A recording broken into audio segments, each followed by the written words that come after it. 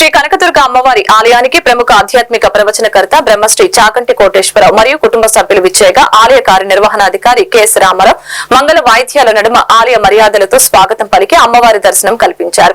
అనంతరం వీరికి ఆలయ ప్రధాన అర్చకులు మరియు వేద పండితుల వేదాశీర్వచనం చేయగా కార్యనిర్వహణాధికారి అమ్మవారి ప్రసాదాన్ని పండ్లు శేషవస్త్రాలు చిత్రపటం అందజేశారు. శ్రీ కనకదుర్గ వైభవం పుస్తకాన్ని గురించి ఈవో చాకంటి వారికి వివరించారు.